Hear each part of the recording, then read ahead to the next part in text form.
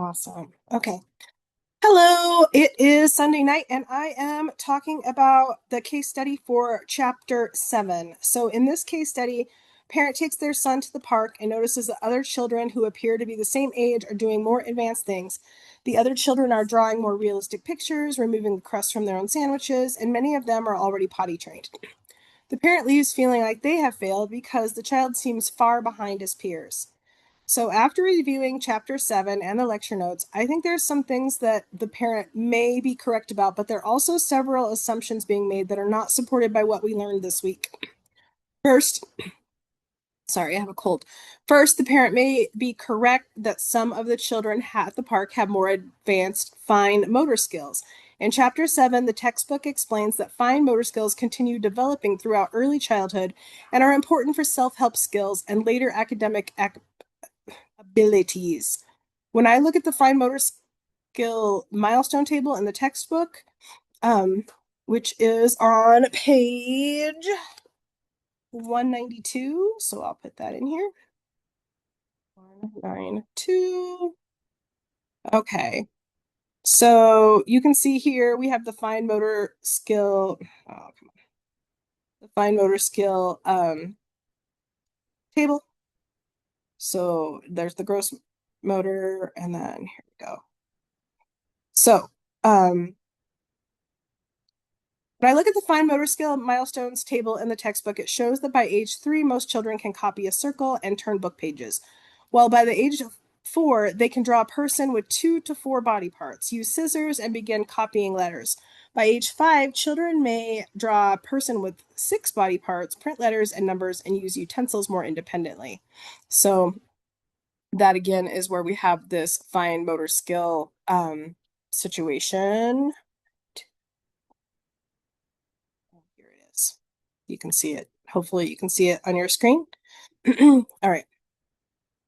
This helps explain why some children at the park may be drawing more detailed pictures or handling their food more independently. Those skills are expected to improve throughout their preschool years. The textbook also discusses how children's drawings become more detailed as the brain matures. The chapter explains that early drawings begin as simple scribbles and gradually become more realistic as visual pathways to the brain develop.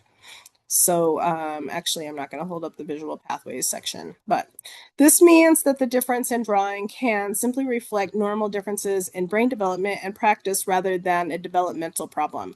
The lecture notes support this idea as well. The notes explain that during early childhood, fine motor skills improve significantly.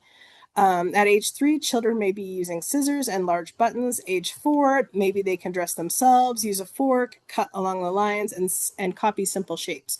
By age 5, many children can use a knife and tie their shoes and copy simple words and numbers. So here we go. Here is our section on fine motor skills.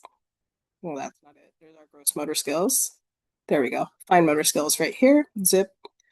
Use scissors, get dressed, all those things. The parent may also be correct that some of the children are already potty trained. However, the parent is incorrect to assume that because their children is not potty trained yet, that something is wrong. According to the textbook, toilet training depends more on physical and emotional readiness, and that is on page 195. So let me go there, 195. So, according to the textbook, toilet training depends more on physical and emotional readiness for that than age alone. The chapter states that the average age for toilet training is about 29 months for girls and 31 months for boys, but children vary considerably. The textbook explains that readiness signs include being able to stay dry for several hours, expressing interest in the toilet, following simple directions. Yeah. So, and here it is. Here in the book, I've highlighted it. According to Mayo Clinic, they talk about, does your child seem interested in the potty? Can your child understand and follow basic directions? Does your child tell you through words and facial expressions or posture that they need to go? So one major assumption that the parent is making is that all the children at the park are the same age. The case study says that they appear to be the same age, but appearance can be misleading.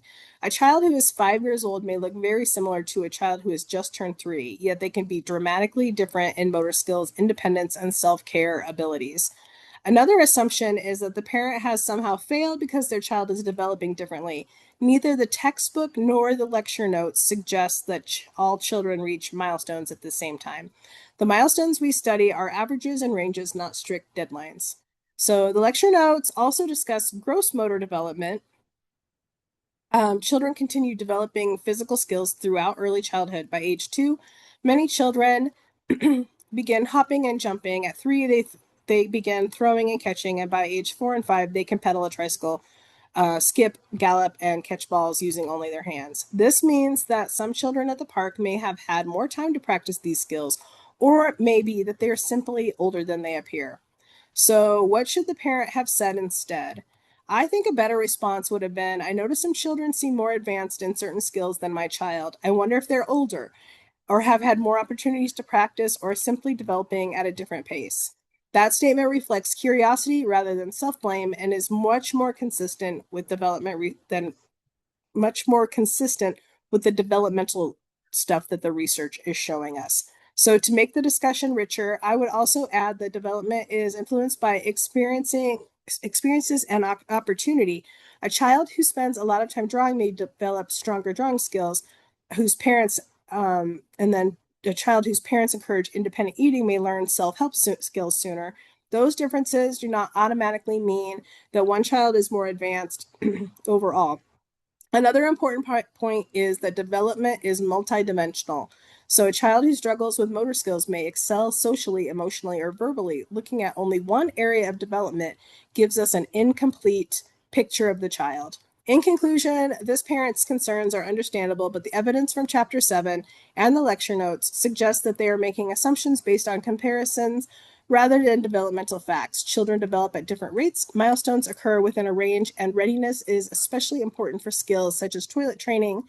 Based on the information provided in the case study, there's not enough evidence to conclude that the child is delayed or that the parent has failed. Instead, this case reminds us that development is a process and variation of a normal part of childhood.